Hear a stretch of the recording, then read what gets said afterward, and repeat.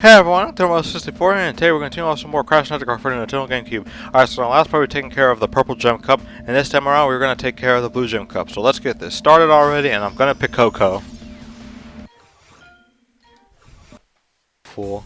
But yeah, I feel much more ready to do this than I did in the last part. Much more.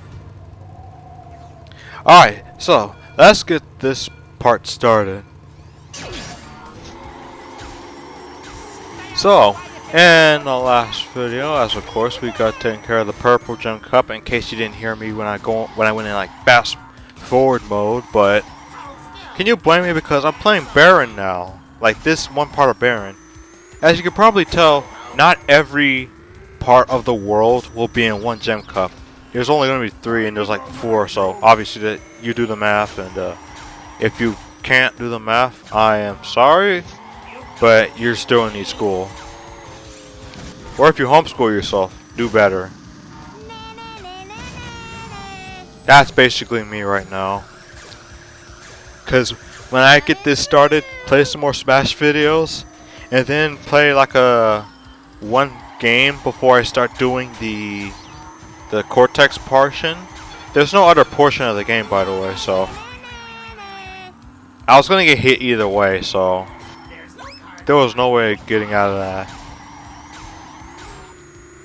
I might end up doing like a video of like a gem cup showing off some of the unlocked characters. We just unlocked Zam, and we already unlocked Pearl on the way, so there's 2 more left. And unfortunately, the loading screen kind of spoiled one of the characters.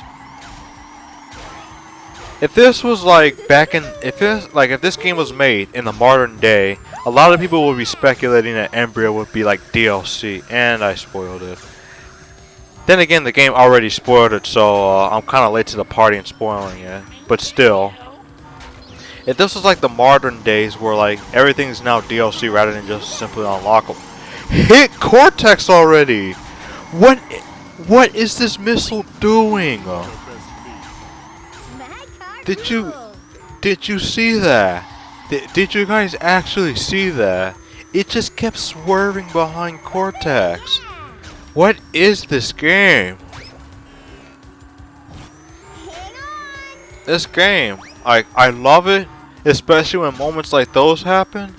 But when it's something that's actually risky to the gameplay like this, no. Please cooperate. Please understand that I need those cooperation.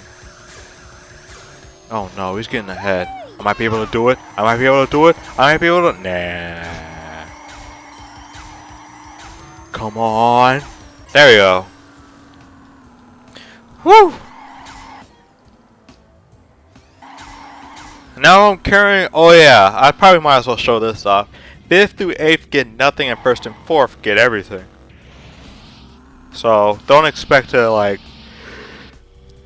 be that one guy to like just be able to clutch out a 5th or something and then be able to win 1st like the other 2 times. That's not how it works. That's just simply not how it works. I don't remember the order of the gem cups either, so bear with me if I'm like kind of new to knowing what is left to offer. Alright, so anyway, let's get right into this.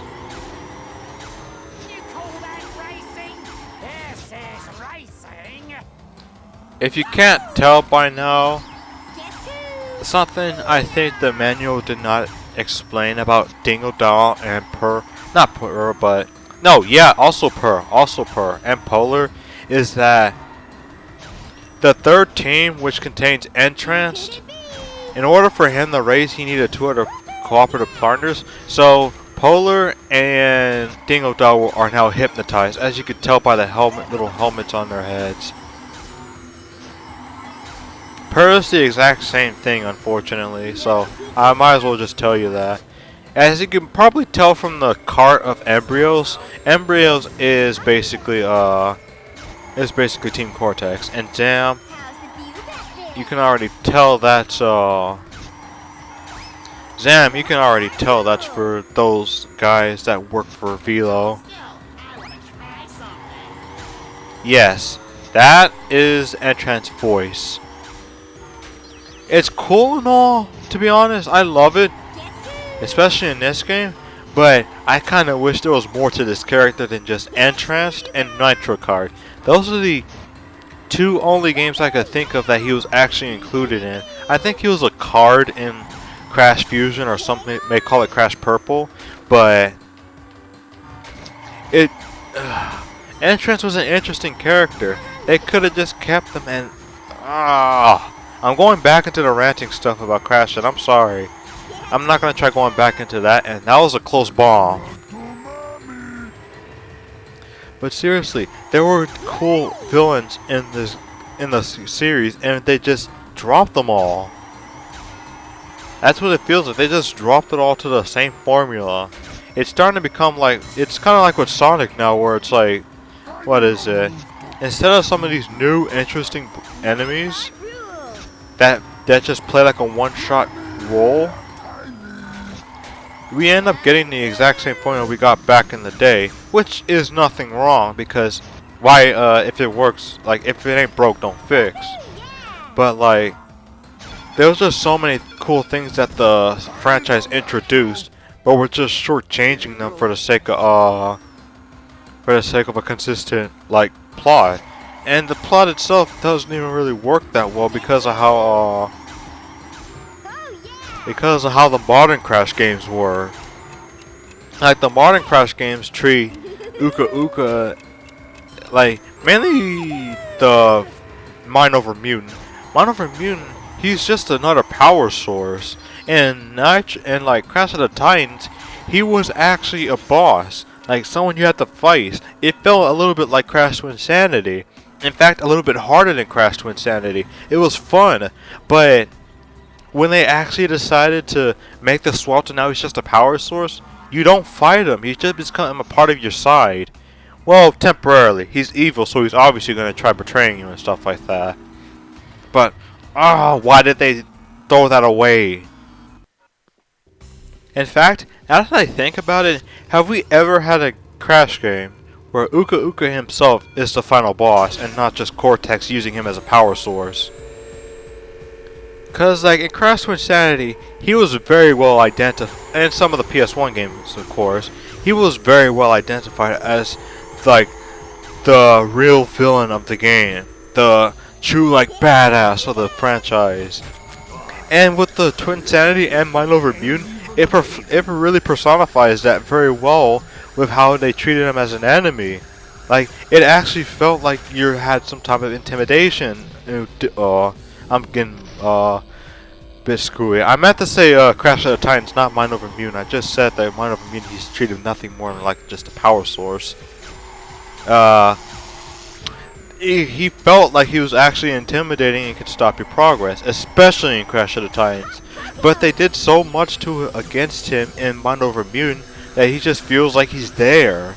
Like, he's not even a part of the evil plot, he's just there. He's so manipulative. He's been so manipulated in Mind Over Mutant, he becomes soft. How do you accomplish something like making one of the strongest, ultimate evil figures of Crash that soft? Maybe, and I used to think maybe Cortex really is that evil. Maybe he actually does something. But this is Mind Over Mutant, where they have a lot of a real lot into the comedic factor of the game. So you really couldn't even take Cortex that seriously to begin with. And with the whole manipulation thing, I thought it was kind of dark, but I kind of liked it that way because, like, at the very least, it showed Cortex as a true boss. But unfortunately, what we ended up having is a kind of lackluster boss battle. It just feels like they just threw it in there for the sake of throwing it in there, for the sake of a Titan. Like in Mind Over Mutant, Cortex ends up drinking like a little. Wait. Nah, it's not spoilers. No one really plays it anyway. Like, it's kind of like a little potion thing where he drinks it. This is just the console version, by the way, and PSP, not DS. He drinks it, and he just becomes the Hulk, like, Hulk-ish figure, instead of, like, having to actually fight him through like a machine or something. So this is probably the only game I could think of. You're fighting Cortex himself with no backups whatsoever. Okay, there's obviously the mutants, but they don't count. I'm talking about like trying to fight against himself, like his own hands, fist to fist. And this is where I actually started to enjoy Cortex as an enemy.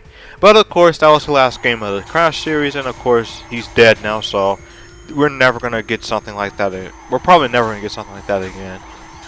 And I'm sad too because they exercised it so well in that game. A lot of people who play like the PS1 titles will tell me otherwise, and just tell me that that is really the other games because of that one theme that has been in all the PS1 mainstream Crash games, like that. And also the one was like I don't think I'm humming it right, but I'm sorry. Either way, it just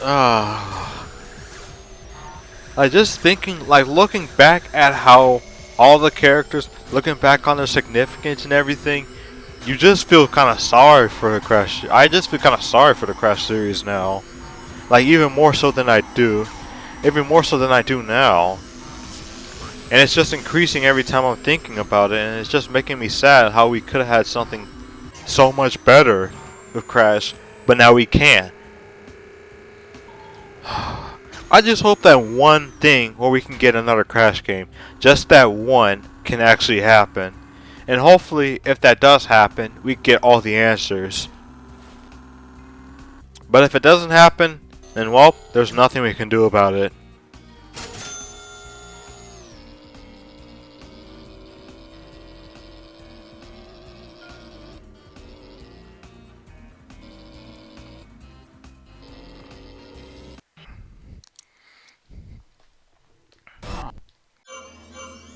Congratulations, you have won a gem. Alright, I'm starting to exhaust myself with all this ranting going on about Crash. But can you blame me?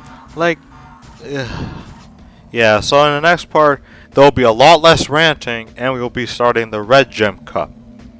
So this is at 264, so thank you guys for watching. Please come back, Crash.